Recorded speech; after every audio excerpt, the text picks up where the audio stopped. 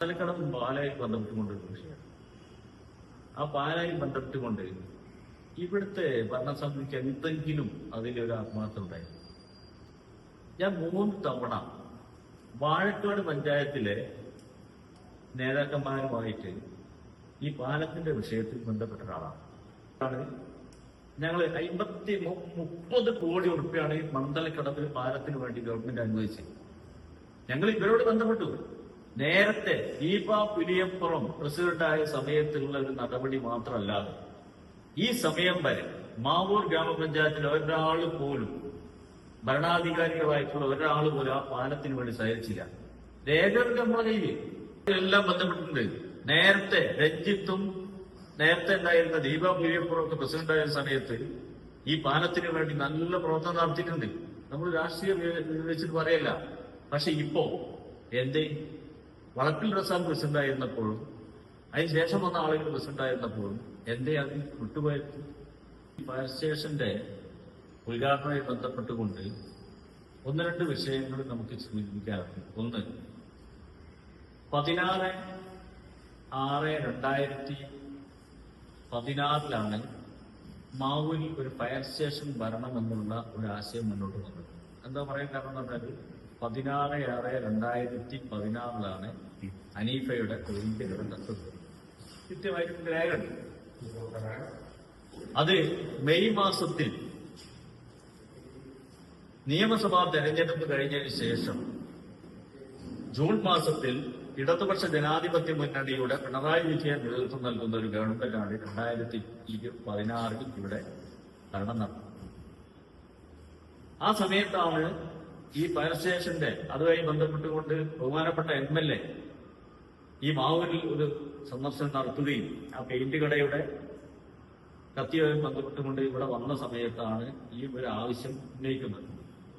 അത് നമ്മുടെ വ്യാപാരി വ്യവസായ ഏകോപന സമിതിയും അതുപോലെ തന്നെ ഇവിടുത്തെ പൊതുജനങ്ങളും എല്ലാവരും മുന്നോട്ട് നിന്ന് അതിന് ഇവിടെ ഒരു ഫയർ സ്റ്റേഷൻ വരണമെന്നുള്ള ആവശ്യം ഉന്നയിക്കുകയും അങ്ങനെ അത് നമ്മുടെ ബഹുമാനപ്പെട്ട MLA മുന്നോട്ട് വെക്കുകയും അങ്ങനെ 2019 ബഹുമാനപ്പെട്ട കേരള സംസ്ഥാന മുഖ്യമന്ത്രി സഖാവ് പിണറായി വിജയൻ അധ്യക്ഷതയിൽ ചേർന്ന യോഗത്തിൽ വെച്ച് മാവൂരിൽ ഒരു ഫയർ സ്റ്റേഷൻ അനുവദിക്കുകയും ചെയ്തു. അതിനെ സംബന്ധിച്ചപ്പോൾ ഒരുപാട് വിവാദങ്ങളോട് നടന്നു കഴിഞ്ഞു. ഇവിടെ പറഞ്ഞു മാവൂരിൽ ഫയർ സ്റ്റേഷൻ മാവൂരിലല്ല ഏലൂരിലാണ് അങ്ങനെ പറഞ്ഞിട്ടുണ്ട്. പക്ഷെ യഥാർത്ഥ സംഭവം എന്താ? 2011 ഏലൂരിൽ ഒരു ഫയർ സ്റ്റേഷൻ അനുവദിക്കുകയും താൽക്കാലിക ഫയർ സ്റ്റേഷൻ അനുവദിക്കുകയും 2011 അനുവദിച്ച് 2017 പുതിയ കെട്ടിടത്തിലേക്ക് ഉദ്ഘാടനം ചെയ്യുകയും ചെയ്തു. അത് അവിടെ വർക്ക് ചെയ്തുകൊണ്ടിരിക്കുകയാണ്. അന്നത്തെ ആ ഓർഡറിന്റെ ഗവൺമെന്റ് ഓർഡറിൽ ഏലൂർ അപ്പൊ മാവൂരിന്റെ അനുവദിക്കുന്നതിന് പോലെ ഏലൂരായിട്ടാണ് അതിൽ അല്ല അത് ശരിയല്ല. 2011 ക്ലറിക്കൽ മിസ്റ്റേക്ക് അല്ലല്ല ക്രിക്കറ്റ് ഒന്നല്ല. അങ്ങനെ സംഭവമില്ല. 2011 ഏലൂര് ഫയർ സ്റ്റേഷൻ അനുവദിച്ചു. ഇതുപോലെ തന്നെ താൽക്കാലിക സംവിധാനത്തിൽ 2014 ഏലൂരിൽ ഫയർ സ്റ്റേഷൻ ആരംഭിച്ചു.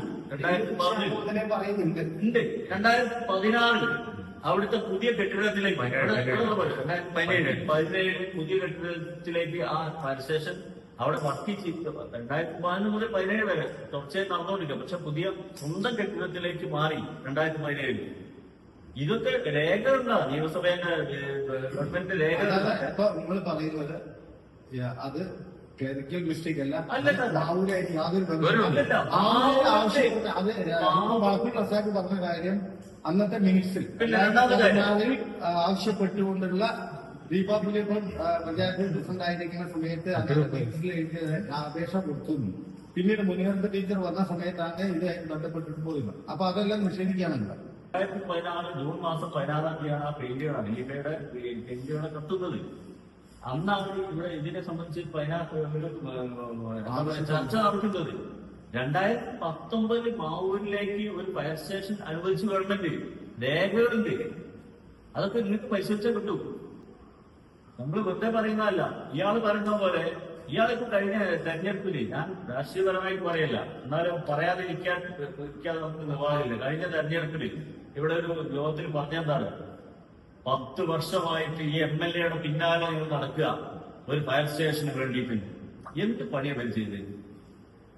അത് നമ്മൾ ഗൗരവമായി പരിശോധിക്കണ്ടേ? ഒരു MLA, ഞാൻ ചോദിക്കട്ടെ, നിങ്ങൾ ഒന്ന് രേഖ എടുത്ത് പരിശോധിക്കണം. കേരളത്തിൽ 5 ഫയർ സ്റ്റേഷൻ ഇപ്പൊ താൽക്കാലികമായി 5 ഫയർ സ്റ്റേഷൻ നമുക്ക് അനുവദിച്ചു.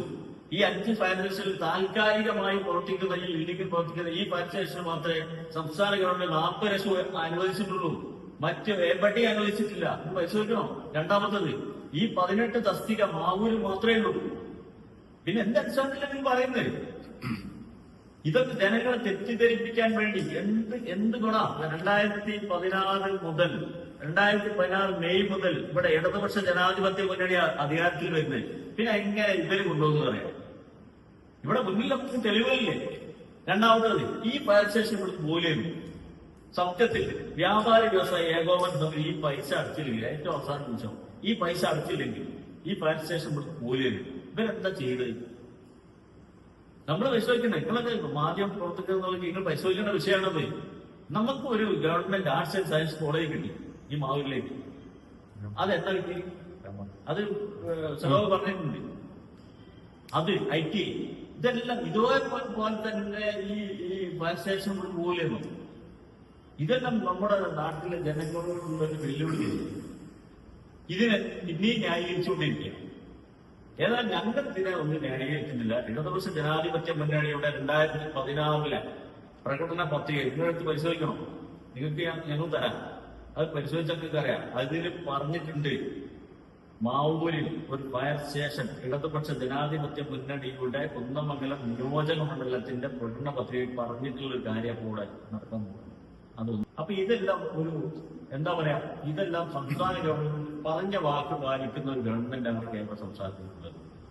നമുക്ക് അടുത്ത മാസം 5-ാം തീയതി നടക്കുന്ന 3:30 ബഹുമാനപ്പെട്ട കേരള മുഖ്യമന്ത്രി ഉദ്ഘാടനം ചെയ്ത പരിപാടിയിൽ മുഴുവൻ നാട്ടുകാരും നിങ്ങളെ പങ്കാളിത്തം ഉറപ്പുവരുത്തുകൊണ്ട് നമുക്ക് ഈ പരിപാടി വളരെ ഗംഭീരമാക്കണം. അതിന് നിങ്ങളെല്ലാവരുടെയും നാട്ടുകാരുടെ സഹായങ്ങളും നമുക്ക് ഉണ്ടാകുന്ന ഉറപ്പുവരുത്തുക. ദൗത്യത്തിലേക്ക് നമുക്കെല്ലാവരും ഒരുമിച്ച് നിന്ന് ഒരു തോളോട് ചൂട് നിന്ന് നമുക്ക് പ്രവർത്തിച്ച പരിപാടി വമ്പിച്ച വിജയമാക്കണമെന്നും ആണ് കൃത്യമാണെങ്കിൽ നല്ലവരായ നാട്ടുകാരോട് എനിക്ക് ഈ സമയത്ത് സൂചിപ്പിക്കാൻ.